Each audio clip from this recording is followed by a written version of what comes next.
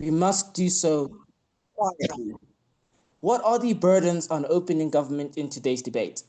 Because it is an actor debate, all arguments have to be connected back to the interest of our actor, who we must fundamentally understand in order to win this debate. The entire opposition bench also needs to connect whatever analysis they make back to the core and most important interest of this actor. And if there are competing interests, needs to show why the interest they identify is greater than the interest we identify, which we believe is most important to the actor. Who is this actor? It's clear from the info slide that this is a worker and not a manager, which means that they work in a workplace where there are managers. So they are not an independent contractor. They might work in a factory. They're likely not well paid. We know most of China is still in poverty, so this is probably someone who comes from a poor-stricken area like a peasant worker. So they might be a factory worker, they might be working in manufacturing because China has a manufacturing boom. They might be working in construction because China builds a lot of houses. They might also be working in social services like picking up litter, cleaning train, and public works because China is also a state that provides a lot of public services to its people by virtue of being a centralized economy and a somewhat socialist state. The context in today's debate is that in order for China to compete globally, which is something that it very much has the intention to do so, it needs to reduce its labor cost as much as possible. And so it does not pay its laborers significantly high amounts of money. These are effectively peasant workers who remain trapped in poverty despite having jobs, and then China provides some level of social services to them. The large population in China, over 1 billion people, also means there's an overabundant labor market, which means if you don't work, they'll probably be able to find someone else who will. In fact, many other people who will take your place. You just don't have a lot of competitive labor markets. It is not a formal democracy. In fact, it might not even be a democracy at all, which means there aren't really alternatives that you can use to resist against the state, like elections. You can't pressure the government to improve working conditions. You're not allowed to form and create a union at all. You're just stifled as a worker in terms of what ability you have to create democracy in your workplace.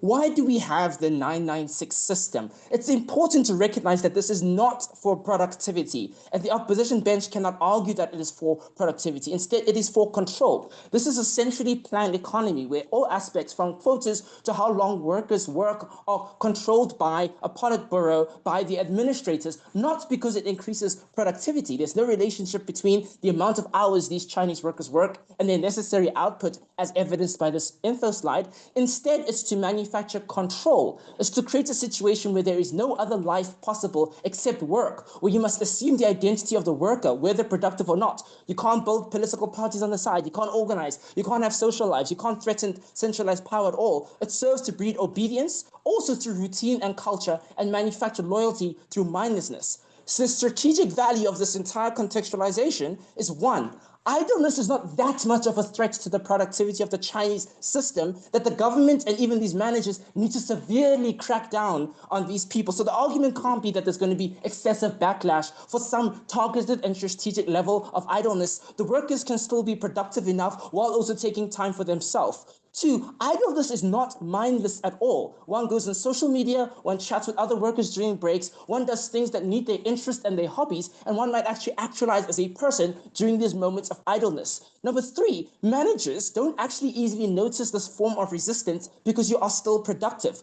This makes managers more complacent and it spirals into you getting more and more freedom in your workplace. Managers report to other bosses, and also the identity of the managers is that they're part of the same labor system, also replaceable. They're not going to shake the boat unless it's absolutely necessary, like it is an outright rebellion. They've got no incentive to be overly evil, even if they do catch you, because some of them even come from the same communities as these low-paid laborers. They only have the incentive to act if there's overt rebellion, which is, as we've contextualized, not something possible in today's debate. So fundamentally, what are the possible worlds in this debate? There's a world where you work really hard, and that's really bad for you because you get burnout, you self-sacrifice, you might get injury, you could even die, and after all of that, you're just replaceable by another worker, and there's an excessive competition to the bottom where everyone works themselves to the bones for no benefit. Another possible world is that you resist openly, but this is bad because it's ineffective, you don't have enough power and resources, and no one's going to buy in because they know how precarious you are, and the Chinese state now has the incentive to go scorched earth against you. And finally, you resist quietly. You still take a risk, but the payoff is more likely to actualize and the consequences are much less. So you get a satisfactory level of actualization. If we are to resist, we must do so decisively. If we can't do so decisively, we must do so quietly. Opening opposition, do you have a POI? Closing opposition, do you have a POI? This opening opposition. So I just want to get clarity. How are you able to create the decisive change that you're talking about since you're not going to do it openly? Okay, and closing opposition, do you have a POI? You call this intentional resistance, but you're not resisting anything mechanized.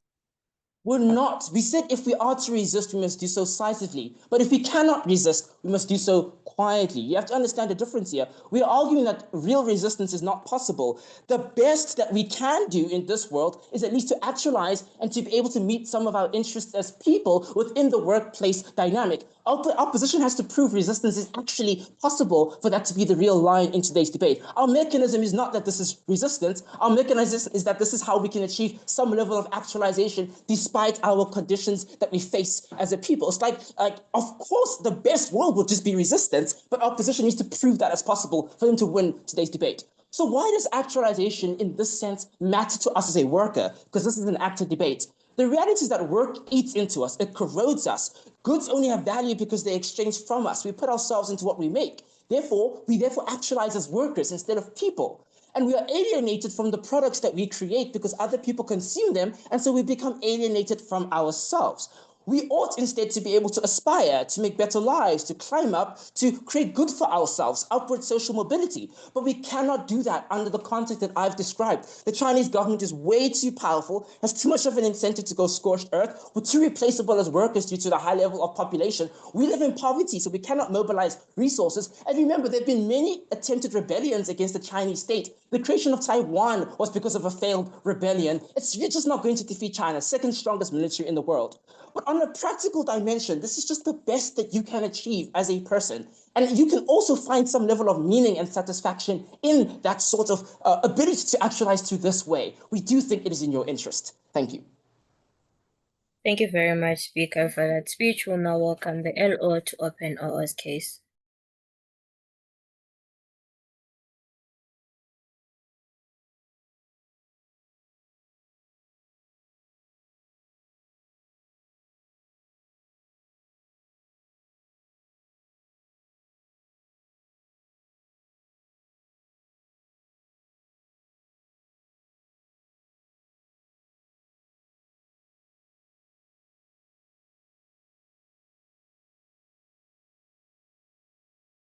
Leader of Opposition, Wareti, when you are. Am I audible? Yes, you are. Okay. So POI to be in the chat. Just ask in the chat and then I'm going to take you.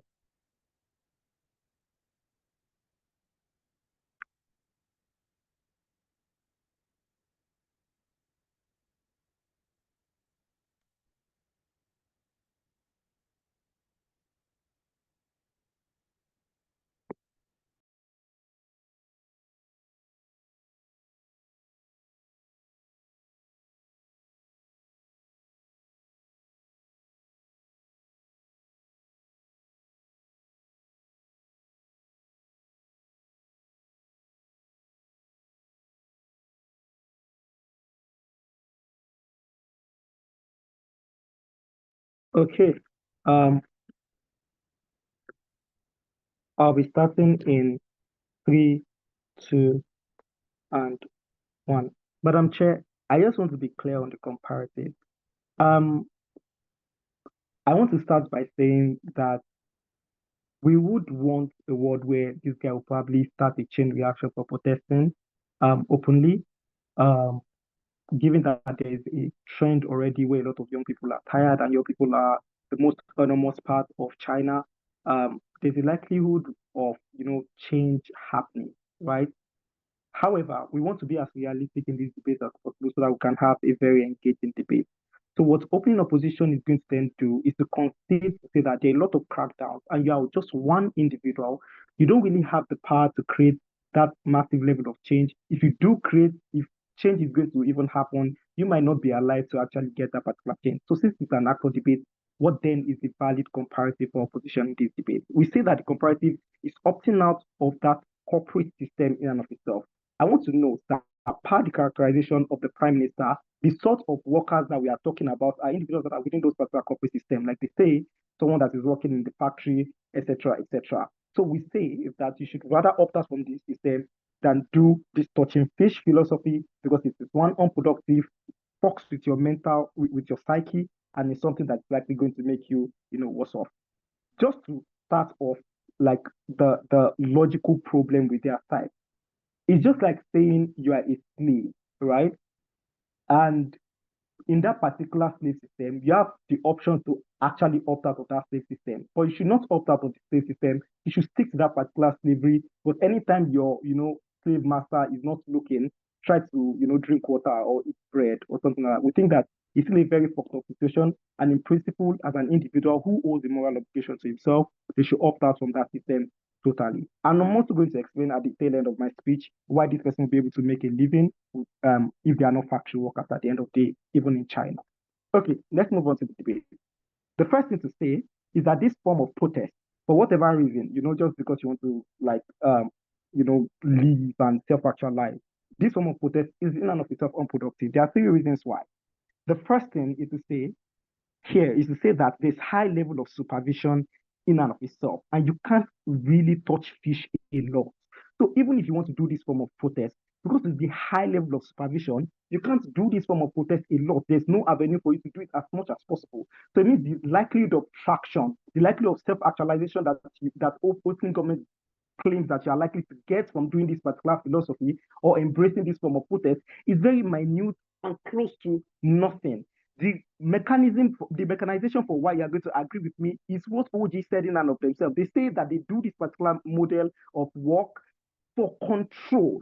If they are doing this for control and not necessarily productivity, it means that they have every incentive to be as supervisory as possible. Right? I really don't understand why you think that because you want to touch fish and because it's something that is minute, people will not be really looking. We think that supervision is going to be very high and you will not be able to do it as much. So it makes it ineffective, it makes it unproductive. The second thing to say is no matter how much running around you do, right? No matter how much running around you do, no matter how many drums of water you take and how many times you run to the toilet, blah, blah, blah, blah, you still have a quota to meet as a worker, right? So you still have to work your ass off anyway. Like, note that in status quo in China, even factory workers have legitimate, legally binding, lunch periods and all of those times. Those are the times where you are able to actually have a breather and live and as a worker, just do your normal thing, like chat with friends, do TikTok or whatever they do in China, right? Legitimately without the fear of being caught. You have the option of that. This extra level of running around and everything is still not going to do you anything because you have quotas to meet. You are just going to compound your work at a particular point in time where you now have a lot of workload with very limited time to meet up to it. That's what's up for your psyche. If all this says that burdensome is going to drive you crazy, you're going to die, we think it's going to kill you too. The last thing today station is this. I will show how effective the little freedom of self-actualization, how much freedom or self-actualization you have. I'm sorry, someone said I'm muffled. Please, I'm posting my time. Chair, can I continue? Yes, please. Okay, continuing. Stop my time at 2 minutes 34 seconds. Continuing in 3, 2, 1. No matter the amount of, little actualization that you think you have, I don't know how effective it is. If you have to stick yourself in place like toilet, playing games, while looking out to see if your manager is coming or if it's not coming, whether you're going to get caught or you're not going to get caught. You don't even enjoy whatever you are doing in the first instance. It's likely going to stress the fuck out. The impact of this is that TOI, OG. I'm coming. I'm coming. It's going to have psychological trauma on you. This was that trauma that OG was talking about, blah, blah, blah. They don't solve it at the end of the day with this touching of fish. Maybe you should go and touch grass.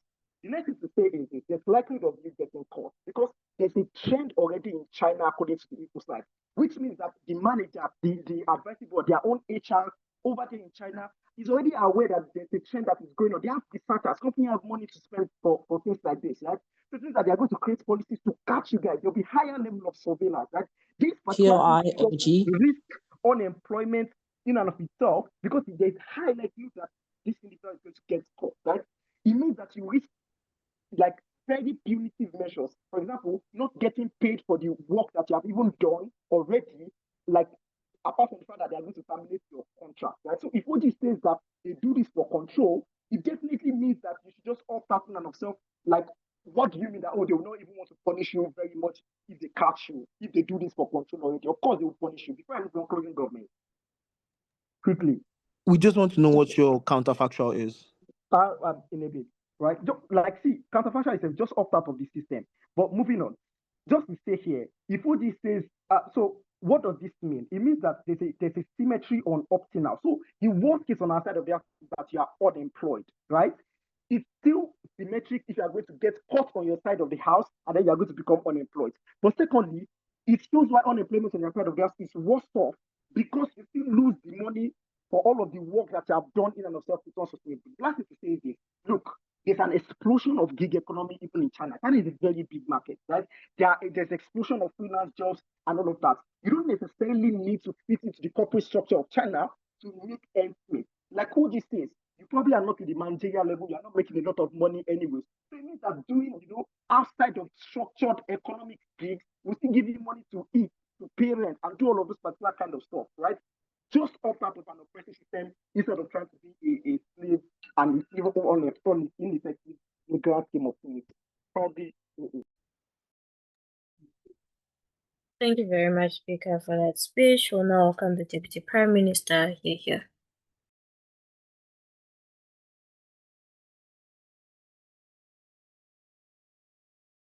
I'm audible.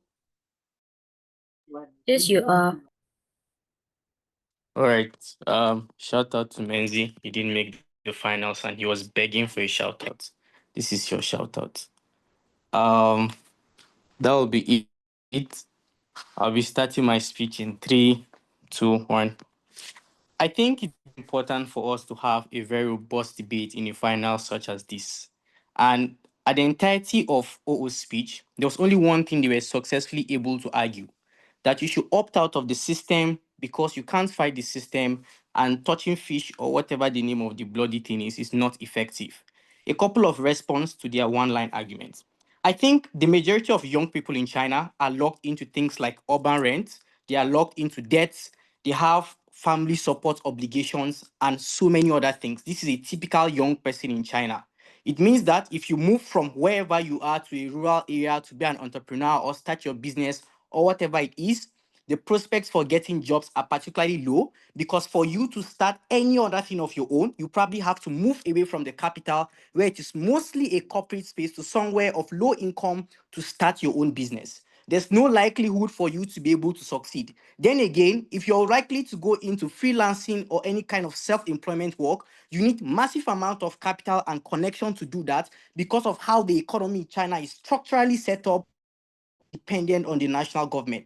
So the narrative that you opt out of the system assumes that you have the freedom of mobility that doesn't exist, because the 966 from the beginning was not a choice for people, it was a structural trap.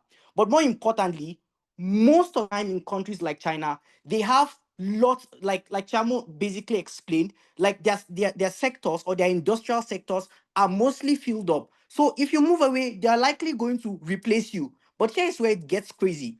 Even if you want to start something of your own, you need to employ more people. And when you employ people, you either have to subscribe to the system of the 996 or probably not subscribe to it, in which case you cannot compete with any other big organization and you're unlikely to get any change. The only other alternative which they have is to resist within the system. Siamo has already analyzed to you why it becomes very risky for you to have open protests against the Chinese government, and why it is very difficult for you to weaken those particular systems, because China is a radical state and they can simply shoot you. We've seen it in places such as Taiwan. I think it's quite clear from the debate. And to be very honest, that alternative doesn't just cut through. There are 4 questions we're answering from opening government. One, the question about moral and ethics. Is it morally okay for you to cheat the system if the system exploits you? The second thing is work survival versus systemic change. Is it okay for you to develop a coping mechanism in a world where organized resistance has consistently failed and you're unlikely to get any form of progress? The third is, does it hurt companies enough to cause any kind of change? And is it going to make anything a lot better? We think yes. The last thing is, Point. in a place where direct protest is dangerous, is it okay for you to safeguard yourself against any, is it okay for you to safeguard yourself against any form of danger? Chamo analyzed you the idea of self-preservation. He posits that most of the time, the 996 culture in itself violates things like rights and international law, and because it violates your human rights, you have an obligation to self-preserve yourself. He gives you mechanisms such as one, being able to skip long work hours that do not in turn into productivity, and being able to reclaim your own dignity and your own economy and your own autonomy through touching fish. Those are some of the mechanisms he told you about. Then he also tells you that a worker owes no moral obligation to any system that does not maximize productivity, but a system that exploits and violates the actual social contracts of labor rights and human dignity. We think that is particularly clear. Now, on the idea of pragmatics, we say that the safest form of protest in an authoritarian context is one, touching the fish, for a number of reasons. We think that the punishment and backlash you're going to get, or the kind of repressiveness you're going to get for a Chinese government, is particularly going to be difficult. But more importantly, as a unique actor within this space, you need a lot of mobilization to be able to create the form of protest you want to create. On our side, you're joining a trend. And that's why OO cannot claim that this is not effective for a couple of reasons. One, it is already a trend, so many people are subscribing to it. You don't need to create grand amount of change by mobilizing people. There's already a lot of mobilization in that regard. The second thing then, or the third thing, is a matter of the cultural resonance that occur. This is similar to so many other cultures in China, like lying down flat without moving. What that means is that you're likely to create a form of social norm by joining the trend that is likely to translate to a form of global acceptance or national acceptance for people to be national acceptance for them to create some form of change. I want to posit the mechanism of change on our side of the house. We think yes, there's no mechanism that you're entirely able to get change overnight, but there are certain metrics through which we're able to posit that change is likely to occur. One, we think that this is informal. Two, we think this is decentralized, which means so many other people within the workspace are doing it. And lastly, it is individually deniable for you to be, it is individually deniable for your supervisors to see that there's no productivity coming out of your long hours. At the end of the day, companies want to maximize productivity. What that means is once your manager is able to notice that at the last 5 to 3 hours of your work, there's no meaningful productivity that comes out of it. They are spending money paying for office lights, utilities, so many overheads. There's likely going to be an introspection for them to shift from just keeping you from 9 to 9 to now saying you should deliver mostly based on task giving and based on key performance indicators. The reason why this is important is that you're likely able to get change if this trend persists on our side of the house as compared to the alternative that opening opposition give you of opting out of the system that gives you no prospects for a better life in and of itself. The next thing I want to say is that this is not just about a repressive system, or this is not about laziness, it's about agency for you to be able to do what you want, which means that even if we buy opening opposition's payment of opting out of the system, that's essentially what you're doing by touching the fish. You're actively maximizing your agency and saying, I'm still getting the pay, but I want to do anything I want to do without any, I want to do anything I feel like doing, even though I'm still within the system. We feel this is a more proactive form of fighting against the system internally, and it's a lot more effective.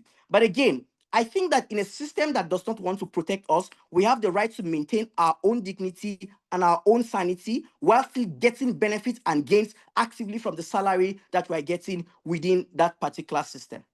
Now, the next thing I want to analyze is how this mechanism for many corporate systems. I've already analyzed you how you're likely able to get change, but this is about mass. And given that it's a trend, if there's any form or any degree that you're able to achieve change, as an individual, as an actor, you accrue forms of dignity to yourself by being able to say, I was part of this trend and I was able to cause change by my active resistance internally. We think that is particularly important here. Thank you very much, Speaker, for that speech. We'll now welcome the DLO to close the first panel.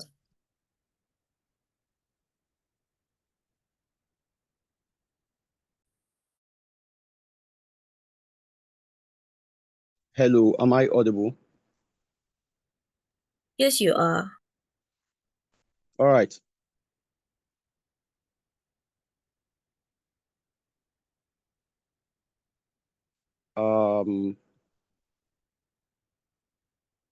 POIs.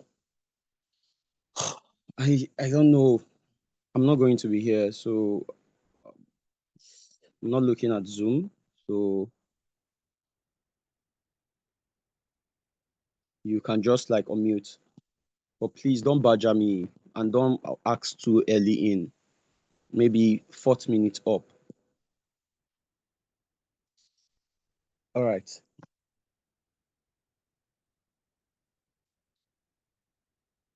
I'm starting my speech. Yeah, shit. Come on, guys.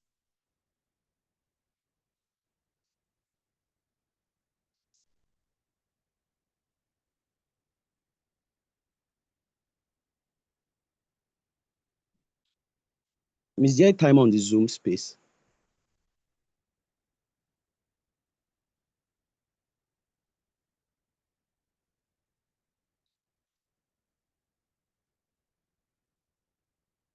Is there a timer?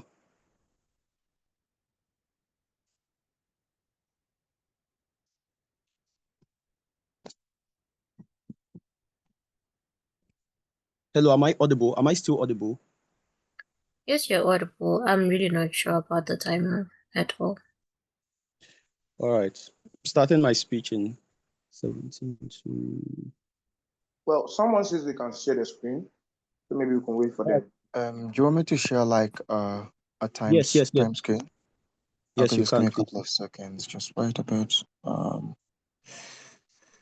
Okay, so this is the timer.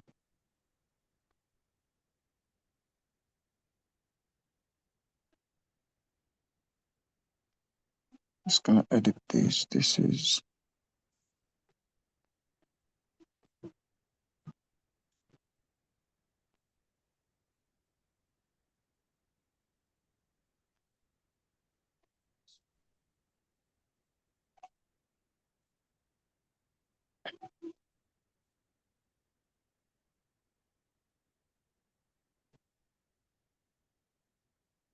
I'm just editing the time, then I can share it.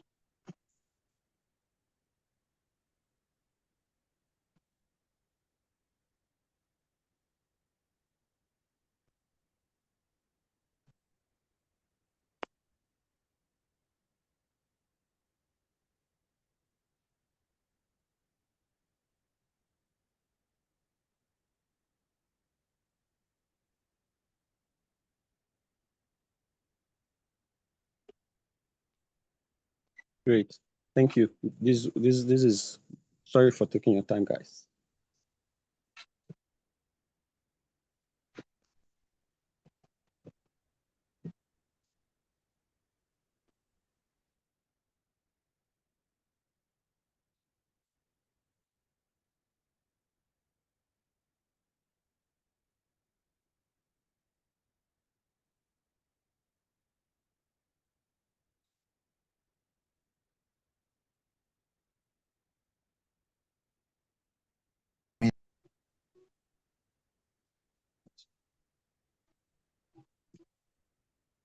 Yeah, this is good. This is good. This is good.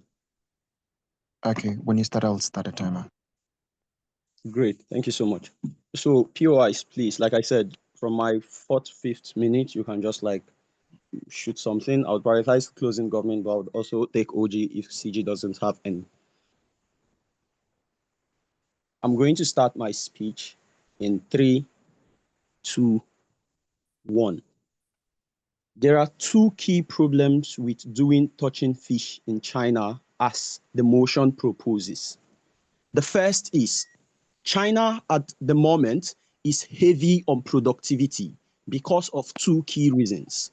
One, because they are making so much money from exporting goods of all kinds. China is one of the heaviest exporter, exporting different types of goods, machineries, etc., whatever, to different countries, which means that they need productivity as much as possible from their workspace and the places that the economics workspace in and of itself. But secondly, because China is also pursuing global hegemony through doing things like building good economic relations with the international community. An example is the rise of BRICS. An example is the combination of investments like the Belt and Road Initiative that is currently spawning through the Middle East and breaking diplomatic relationships that people are probably getting surprised. The reason why China is doing this is because they are pursuing some sort of global hegemony. They want to build their economy in a way that remains as top level, even beating the United States exclusively. Why is this framework important? Because of the way China is currently heavy on productivity. China is also evolving fully into an automated country because of heavy investments into robotics and machinery, because they are heavy on productivity. So you see a lot of things happening in Chinese companies where you have machines that are doing jobs that humans are doing. This creates a tipping point that the average worker in status quo has his job threatened because of the way China is going.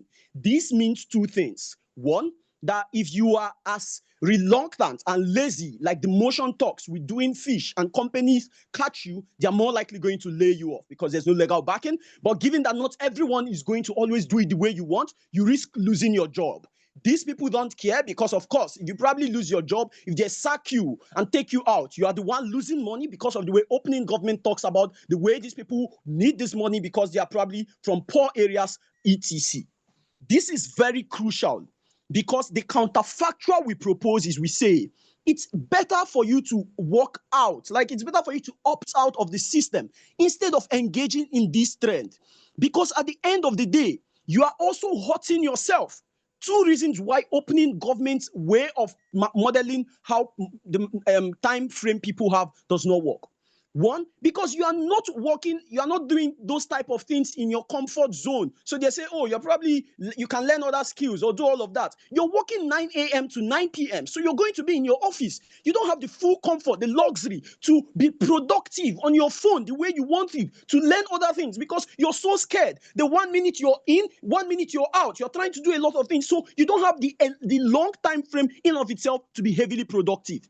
On our side, when you opt out, you can be as productive as possible for yourself. Why is it important? Because there is an evolution into the media space. So there is a rise in freelancing, and Chinese companies are one of the biggest exporters. You have many Nigerians, many Africans that are probably doing free jobs online that are working for Chinese companies, which means that you can also get them within that particular regard. But if you don't want to probably work for Chinese companies, you still have access to all other companies, which means basically you can still make money from freelancing if you decide to opt out of the system, given that the system is so fucked up for you anyways.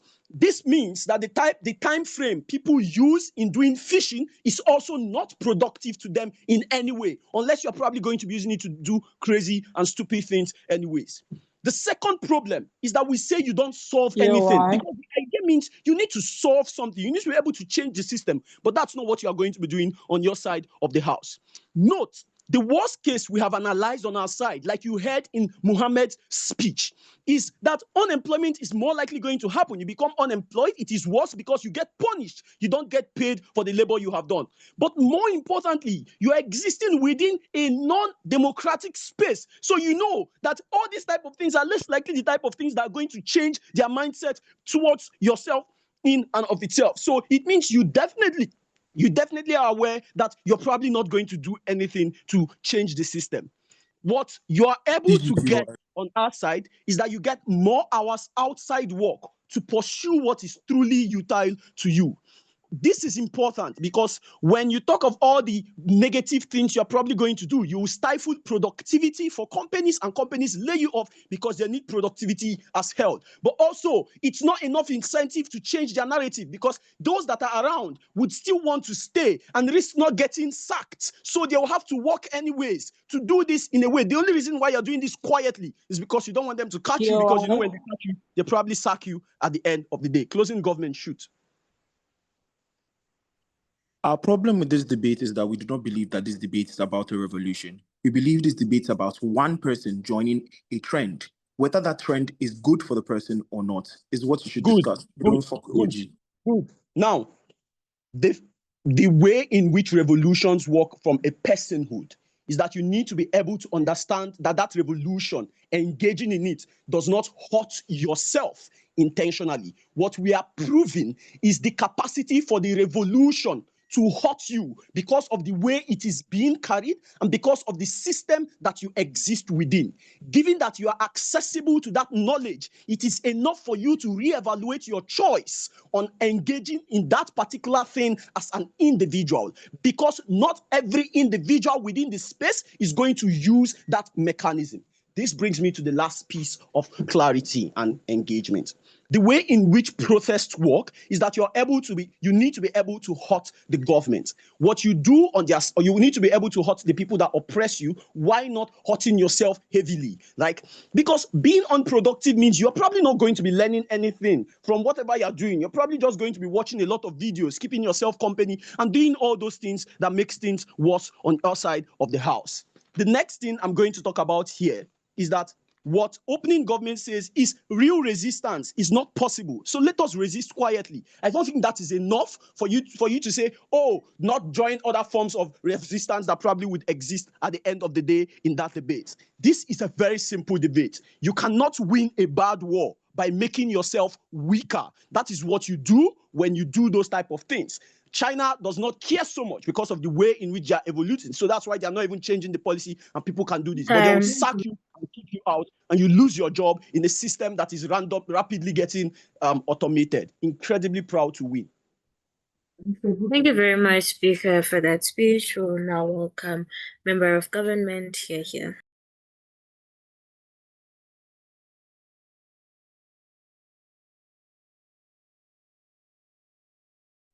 Can I be seen and be heard clearly? Yep. One small thing. My friends are fighting. Let me just tell them to keep quiet so I don't disturb us. I'm so sorry. You still want me to share the screen for you, or it's just fine? You're going to time yourself.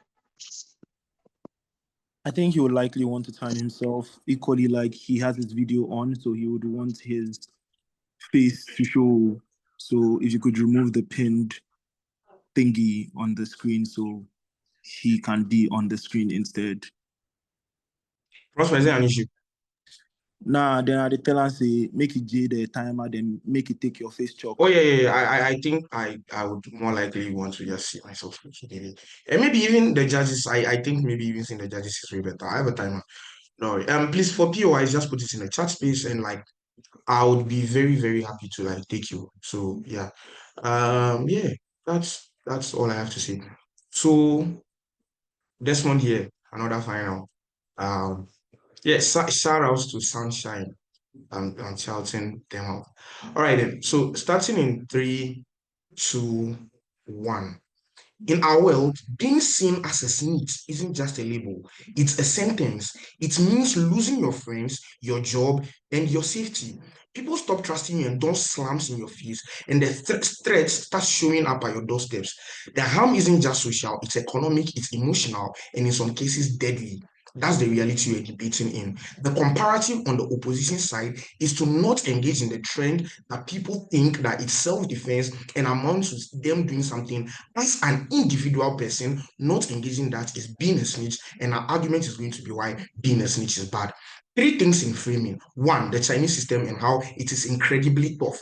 We think in the Chinese system, there are so many things that militate and obliterates your path to total success and to human beings like getting all the things they want. The caste you are born into, they have a hukou system that precludes you to what you can do and what you cannot do. Secondly, people are incredibly tough on their children. We have tiger and helicopter parenting or whatever who do not accept the best. The best for you is the minimum for them, and you need to do so much. That is why globally and socially and in meme culture, Chinese students even being doctors and PhD holders is literally the smallest thing to do. It's a cutthroat world. Second thing in framing, the average young man in China.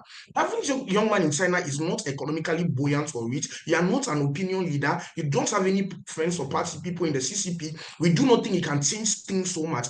In the spirit of the motion and according to the WDC manual, an individual person taking an action can just do so much. You are not going to change the world and you are not going to stop the system from doing what they are already doing. We think that it is naive hope for opening governments to think that by doing this, they are going to cause a revolution. We totally agree with opening opposition that this action by one person, the motion says this house as a young Chinese person, not as all Chinese persons, we do not think the end outcome they want is something that can be gotten. We think the burden is too huge to prove one person can do that in that regard. Thing on the trend and what it looks like. This thing is something that comes up to be a reaction or a response to a trend, the trend of the 9966 or whatever they say the motion is. What it means is that for the vast majority of individuals in the debate in the China or people who are working there, is that they already do this. Your co-workers, people who work below you, and probably anybody, probably until the CEOs of the company are probably doing this because the motion says workers in the company, which means probably apart from the CEO, they are doing this. What does this preclude and how does this help us in today's debate? Two things. One, the solidarity that we can assume exists when the people below you, your own colleagues and the people who are not CEOs, are equally all doing this. What does that mean? It means the likelihood that you'll be ratted out, something that's probably not going to happen. But secondly, the likelihood that there will be solidarity and they'll protect you. If you just fall in line and do everything they want you to do, then you would be fine. Although I agree with OO that in OZ, the sort of revolution they want from one person is a stretch and will be incredibly hard to prove that without suspension of belief. The point as I disagree with them is they are one of the things they want to do as counter modeling or counter opinion. They say they would probably leave the company and do another job or join another place. The problem is any other job you are joining probably is also touching fish. So you probably are going to go there and equally going to touch fish or do something else. I think it's absurd that people who got little ideas about how China operates come here and tell you that it's easy to go jobless and find another job. No, anyone who has read about China knows that the places you work are things that the government place sets for you already. Which means it's suicide or spells death for you to leave the job you are doing in hopes that the TikTok company somewhere, which we do not know that exists or do not know your skills are functional and compatible with, will take you there. What is the extension and why are we winning this debate? I think that not engaging in this is amounting to ratting out other people. 4 reasons why this is true. One, it's a breach of solidarity.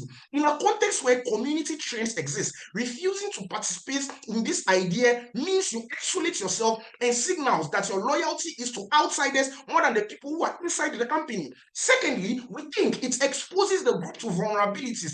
If that's true, the steps you are taking gives ammunition to your opponents to show that internally there are divisions and there are dissent, which indirectly harms the group by bringing down its collective positioning in the group. The violation of unspoken norms in group culture is that when against strength with any group was seen as betrayal of mutual interest in the company. Maybe you don't want revolution, but other people want certain things. You do not know what they're doing this, but you doing that eventually harms them. We think that in China, the pressure is so much and this is deadly. 4 things over here. One, there's high parental expectation in China. The culture of bringing honor onto your family, where doing something that does not seem to be the average standard means you're shaming the family name. 2, the economic insecurity. The largest countries on the planet, apart from India, so many people striving for so many things, so many people wanting something. the status-driven nature of the Chinese society, where your career and what you are tied to, your income and your academic potential, still who you are. And now there's a one-shot opportunity at doing certain things. If many of you hear what WDC 2021 service and you saw the meeting on China, you realize how there are things like the Gaokao system, which means you only have one chance to write an examination entrance. If you don't take it, to go away. It's all this framing supposed to do, to show you that going and interest in a world where everybody is fighting is something that preaches doom for you. How does this preach doom for you? 5 things. 1, it creates the unspoken part. It means that in your workplace, people see you as someone who they have much trust in. So people don't tell you things, they don't give you opportunities for all that. Before I continue closing, I'm taking you. All right, If this is a form of resistance to the company, then why would the company then create backlash to you for not participating? Guys, that argument is for OT. You need to pay attention to us. At no point did I say we are arguing for resistance.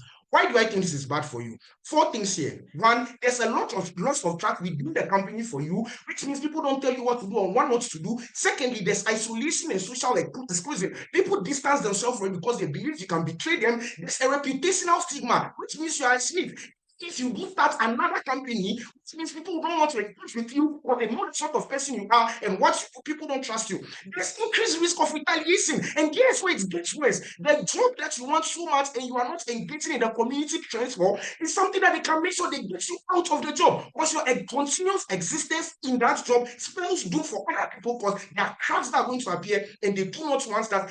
Ways they can threaten you, and they can be more like a mortal thing when you understand what China is and you are well read and you see opportunities are hard to come by, killing you at a point where your existence spells room for others, something that can happen. Why is our argument winning? 2 things. 1, our harms are direct and very, very vivid. That can happen to you, and people go away from you, and such as your opportunity, your sustenance, how you talk with other people in your existence becomes isolated. Secondly, these harms are irreversible if they happen. At the end of the day, all you want to do is fall in line. You are not going to become a millionaire from a Chinese job. Time is up. So you go away. Proud to propose. Thank you very much, Speaker, for that speech. We'll now welcome the member of opposition. Am I audible? Yes, you are. Okay, give me a second. Shannon, could you please check your WhatsApp DMs?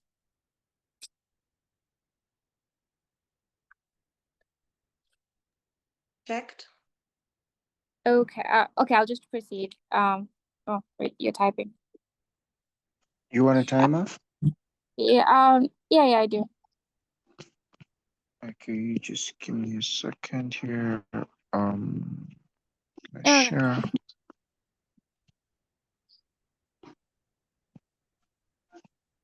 Oh, someone sharing? Okay, it's fine.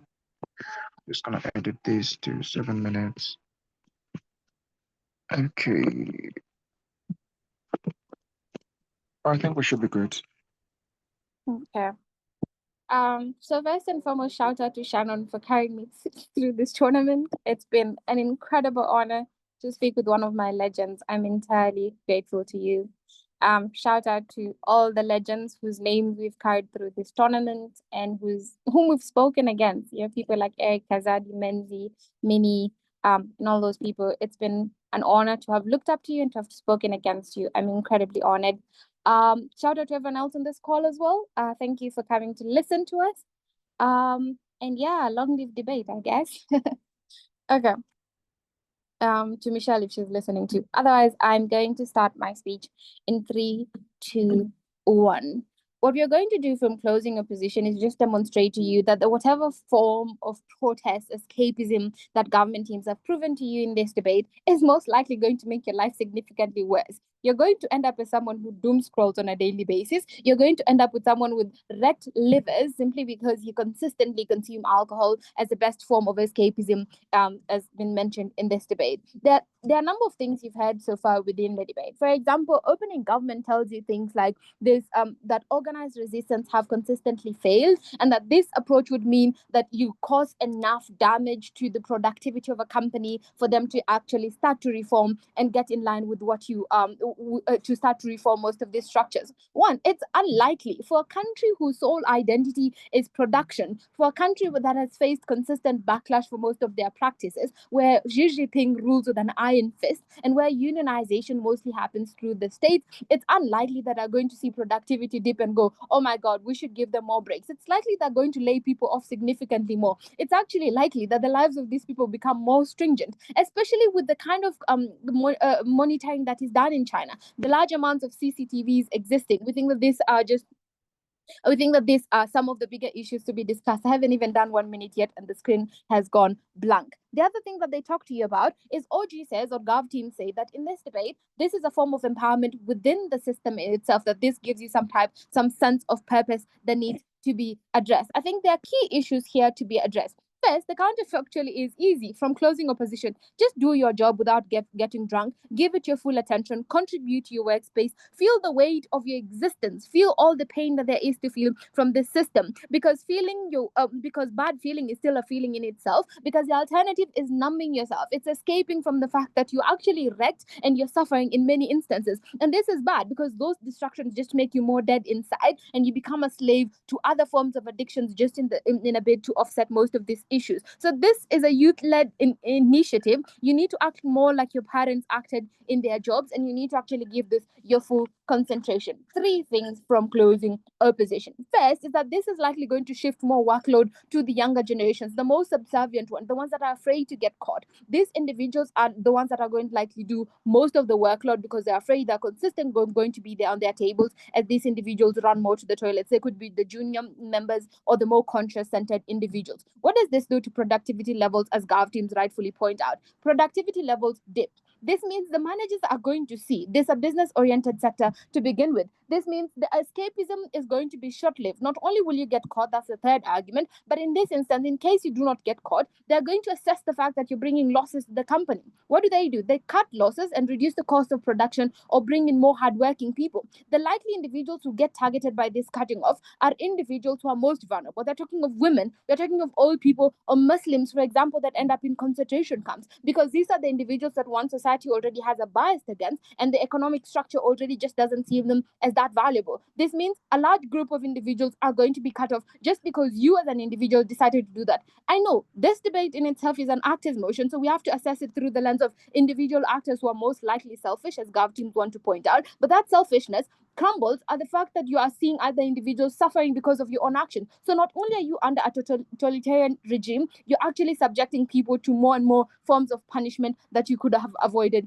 in the first place. Second argumentation, then I say, Chad, you should listen more. The other thing I'm saying here is that it's an impractical form of protest because you're forced to take up things like social media as a form of mechanism. Why is this significantly harmful? This is internalized laziness to begin with, and Shannon is going to weigh up more on that one. But your brain rotting. You drink more water so you can go to the washroom and get more breaks. They're going to notice. They probably lay people off. It's unlikely that the first thing they do when they notice all these things happening is, oh, let's reform the system where we are paying people pennies on the dollar for them to do most of the work that would have to pay many people much more money for. It just doesn't make sense intuitively. The second thing is just your brain rotting, or you're consuming alcohol, or you're addicted to your phone. This is way worse because not only are you a slave to the economic model that sees you as nothing but an object that should only work 12 hours a day, but also now are you an individual whose dopamine can only be spiked by the fact that you need to scroll on your phone more. You see others in the world living a dream that you might want to, so you live in your head most of the time and you allow yourself to consume so much alcohol. So you spend your 12-hour day drunk, you spend it intoxicated, and you have to do your work intoxicated. You're likely to make more mistakes. You get reprimanded, for example, or you're just likely to get liver cirrhosis because you get addicted to all those types of escapism that are harming you. So the crux of the government teams crumbles at the fact that you don't get the escapism, you don't get to maximize your choice. But even if that becomes a choice that you do, that choice is essentially harming you at present. We don't think that that works. That argumentation on why getting caught is likely in the long term. But most importantly, why does this likely lead to isolation within the kind of societies you're in? Because most of the societal narratives around you are things like family oriented, working hard, for example, the fact that you shouldn't be lazy. The society around you is one that's so centered on hard hard work. This approach allows you to self-isolate, and in the face of so much suffering, the last thing you should do as an individual in such a situation is self-isolate significantly more. This means you have you can't even relate to these people anymore. You can't talk to these people about your issues, and you've actually seen yourself actively causing them issues. So you significantly self-isolate more, as we've spoken about in our speech. Shannon will show you why that is more harmful towards you as an individual. Last part on just why getting caught is likely. I think touch on this. Let's just add to that the fact that there's so much censorship, there's so much of being just scrutinized because of so many CCTVs within China as a country, or so many CCTVs within these companies because they want to make money. Because no, China is said to be dumping most of their products in local markets because they produce them cheaply, because cost of production is low. They're freaking hiring children to do most of this work. So it means the kind of scrutiny that they have over their workers is significantly high. You're likely to get caught, and because you're an individual, the kind of punishment you suffer is significantly high. So not only do they they would want to make an example of you to create further deterrence and to force more people into conformity so that they don't partake in such activities as life goes on. This means then the kind of initiatives you are engaging in are not only counterproductive to the point where they harm you as an individual, but also to the point where they give you a false sense of freedom. This false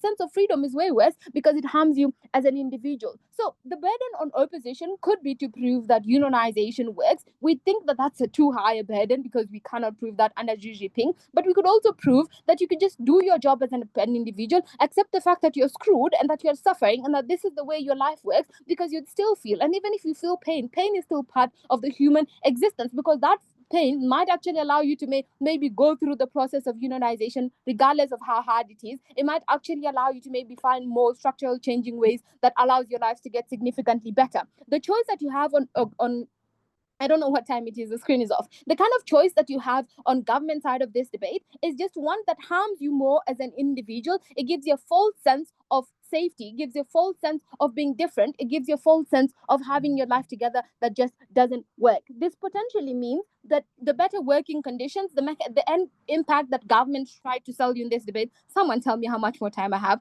the kind of better working conditions You're out of time, hon. in this debate just does not work in that instance. We think we prefer a world where we know we're suffering, we push through the suffering instead of harming ourselves, all because of the sake of escapism. We're more than happy to. Thank you very much, member, for that speech. We'll now welcome the government whip. I would prefer not to see the screen. I don't want to see the screen. All right, thank you. I just need to know if I am like clearly audible. Yes, you are. All right, cool. Before I start my speech, I was supposed to do this tournament with Umar, but Umar was at Euros, and I was going to Ironman through this tournament and decided not to break, but Desmond was bored and he asked to partner me, and I'm very glad he did that because this was fun. We enjoyed every single round. Even guys, Prosper asked me, Prosper, stop using me to oral marks, bro. Yeah, Desmond was bored and he asked me that he wanted to join me. Yeah, but last thing, we changed, I changed our team name like 3 times because I felt our team name should represent people who contributed to our debate careers. I originally went with Mace's name because when the global debates thingy started, he was the person who allowed me use his PayPal to take money from the West and not become a scammer. And that was great for me. But currently, our team name is Julian Kobner. He started the Debate Society in our union, and it has always been a voice for truth, and we never conform. That is exactly what we're doing in this final, because we are arguing a completely different case, but nobody wants to engage us. We don't care if we win. We care that we are debating the way our founder expected us to debate, brilliantly and boldly. I'll start my speech in my next word.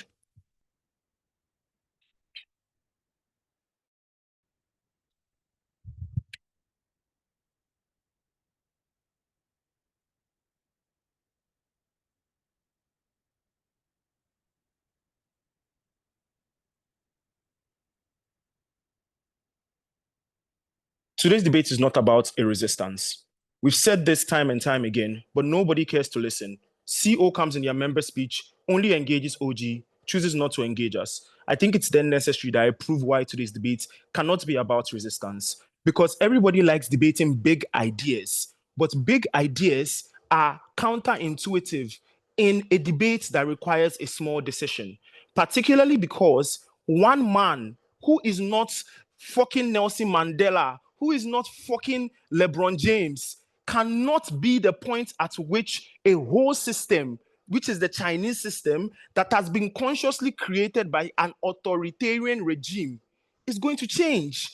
If a young Chinese guy says they will touch fish or not touch fish, it does not constitute a revolution because of 3 reasons. One, revolutions are built off the back of numbers. So if a revolution would happen with or without the decision of this one guy or girl, the revolution would happen nonetheless. If the revolution would fail with or without the decision of this one person, the revolution would fail nonetheless. OG misleads everybody within this debate by saying this singular person making a decision is the tipping point at which a revolution happens. No, that's not a revolution. At best, it is self-defense. The reason why this debate equally cannot be about mere self-defense is because you then need to show how that self-defense works. What happens to the person when they choose to touch fish? What happens to the person when they choose not to touch fish? Nobody engages this in this debate.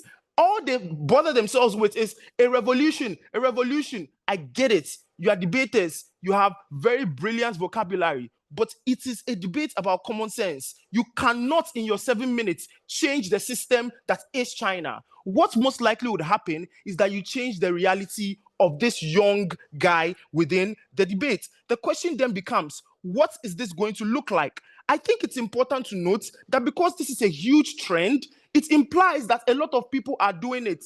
Note that equally, because we know about it, because we don't fucking live in China, we know about it, it is most likely that everybody there equally knows about it. But the debate says this is something that a lot of people do and a lot of people consider to be okay and to be a way in which to manage the suffering that they are going through and get some small ounces of happiness. This is the point at which I show you how we win the debates on the upside, because I'll engage both of them. I've already shown you why OG cannot win this debate. If you guys like revolution, give them the win. We don't give a fuck who wins this tournament.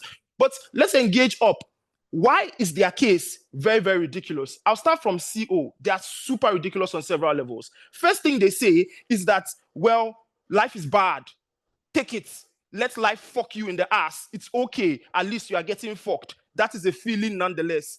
One, I think this is counterintuitive to the world view of any average young person. Why? Because first, when you are young, the world is filled with opportunities. You want to experience the world. If you live in a bad system, you consistently are going to discuss how you need to escape the system with your friends. You do not want to be fucked in the ass by the world. I don't think this makes sense. I think it's even more evil, pernicious, demonic from CO to claim that people who have no way to opt out of a system should subject themselves to that system. It's bad.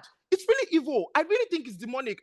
I don't want to engage it. See, if you let them win also, I don't care. But it's just demonic. It's counterintuitive to common sense to claim that people in a bad system should accept the system because it gives them some feeling. Even bad feelings are feelings. Bro, this is not fucking TikTok where you give us inspirational quotes. Show us why structurally people should subject themselves to evil, even when they know that they can take 1 minute less of this pain by going to pee.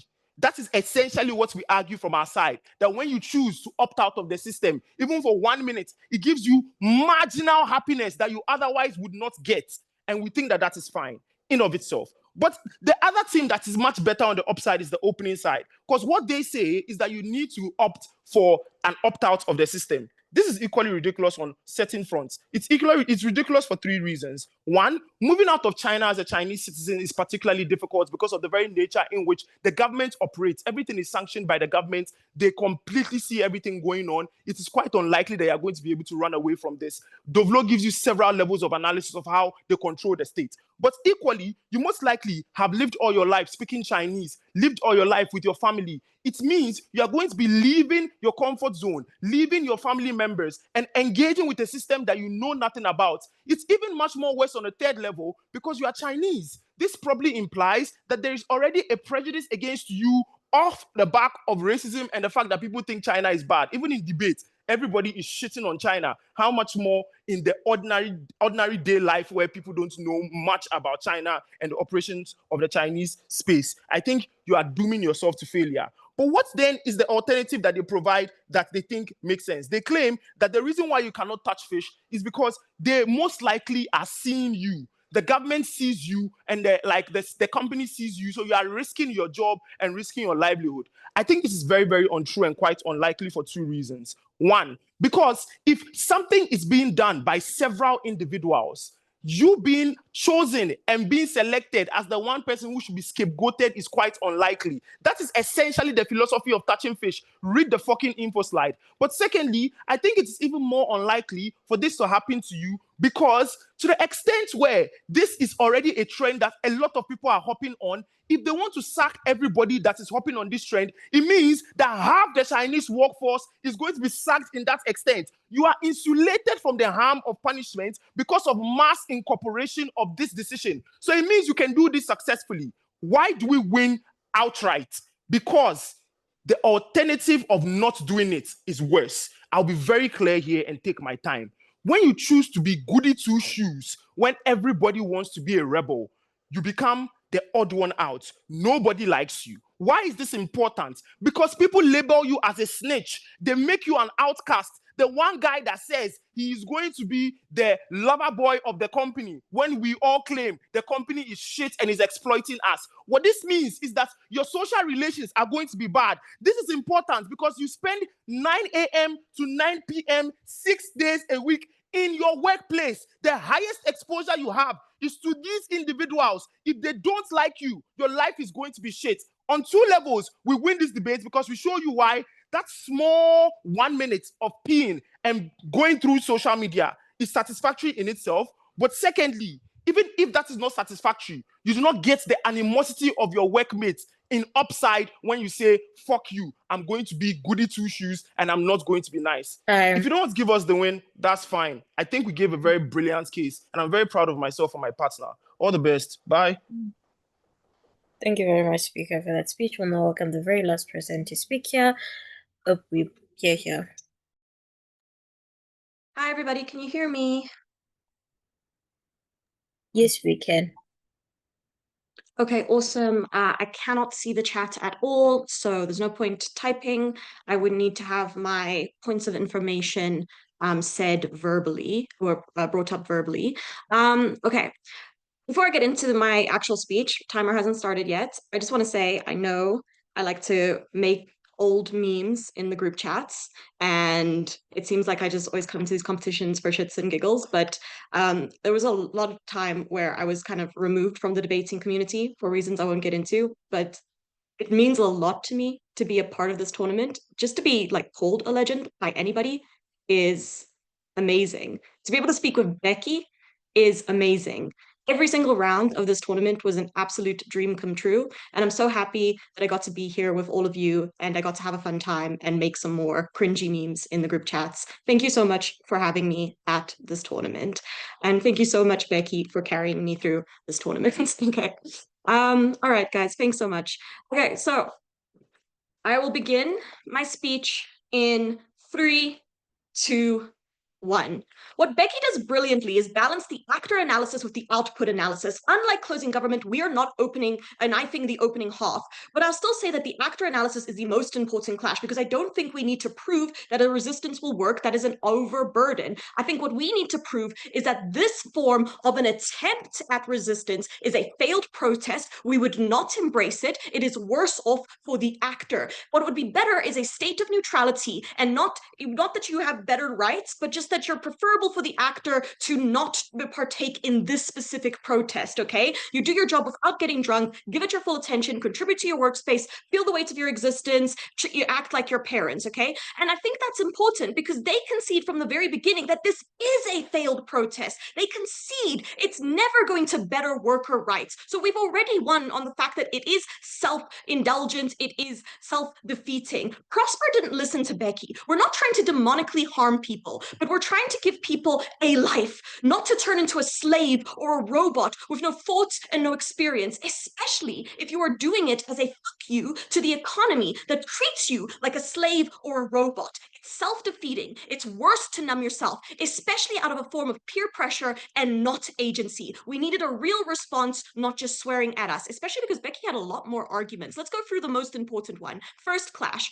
On an actor analysis, you are ideologically isolating yourself from your broader community as one individual. That is extremely harmful to you as an individual. And the Chinese youth uniquely care about family and community. CG claimed that, but community is more than just colleagues. It is your family, your outside community, your church, your nation values. And if you want to take part in this as a young blood, the rest of the community who are older than you, younger than you, are going to isolate you. Why? Because firstly, they view this as an idealization of laziness. And that means that they're going to criticize you for taking part in it. Secondly, that's generational, right? We argued that there's a Ryan Lafferty case right there. Secondly, they view it as an ethical concern that you're shrinking responsibility and exploiting loopholes.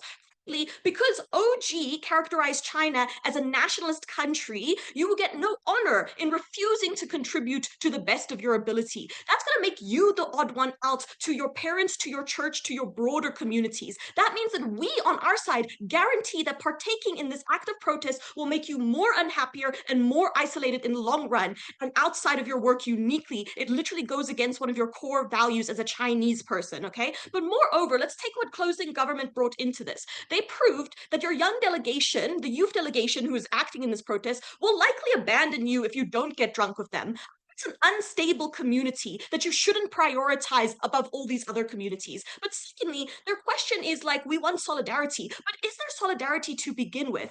There is not, because if there was, it would be easier to mechanize all of opening opposition's resistance claims. I think that this protest is literally like the reason, it's literally evidence of a lack of solidarity within the workforce. Millions and thousands of people who cannot work together and cannot uplift each other as colleagues, okay? Thirdly, if you wanted to argue that you should have loyalty to the company, you shouldn't partake in something that the company sees, at least on social media or in the media or in the news, as a form of resistance, because that's what it's being pegged at. Read the info slide. Even if you don't agree with OG that it should be a form of resistance, that is what it is trying to be. That was a huge shock on closing government's side. But thirdly, fourthly, they say that this is going to be an act of betrayal. But if your colleagues feel betrayed by you, that doesn't translate to anything in your real life. You never prove that it does. They're just going to side-eye you in the place where you were unhappy to begin with, so there's no real change on your side. Lastly, the people in the company literally cannot create any backlash against you. That will get the managers to fire them if they do, but moreover, it's just not in the nature of the people who are partaking in this protest. So they're supposed to be docile, so they're not going to backlash you. All of these responses, 5 responses, takes out Desmond's case.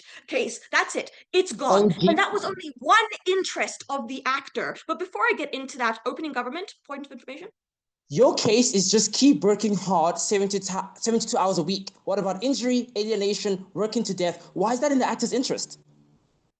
Because you told me there's nothing better. Like, you told me that there's never going to be some kind of worker relations, okay? And that's fine, but here's why you shouldn't engage in this protest. Firstly, you've isolated yourself. Secondly, and this is where we get into more weighing mechanisms that Becky brought in that Prosper didn't engage with. This is against your health, secondly. This is brain rotting. It's similar to bed rotting. It is literally alcoholism. OG just asserts that this has to be meaningful hobbies, but never proves that. The info slide is not on your side. It's not what's being promoted to the naive youth on social media. But secondly, because of your positionality of exploitation, you're more likely to turn to vices and not substantive hobbies. If anything, on our side, work becomes the only safe space where that counterbalances the brain rotting and the unhealthy practices that you probably partake in outside of work. We think that that's a better work-life balance for these individuals in China. What do you get if you partake in this protest? Worse health, worse mental health, worse processing ability. You rely on escapism instead of actually processing your trauma. All of that is unhealthy. You're disillusioned. You have no feelings of hope. You have a worse off attention span, and you have double jeopardy because the slavery that you experience, you're attempting to handle with more slavery. Slavery to your phone, slavery to alcoholism, slavery to your hobbies. That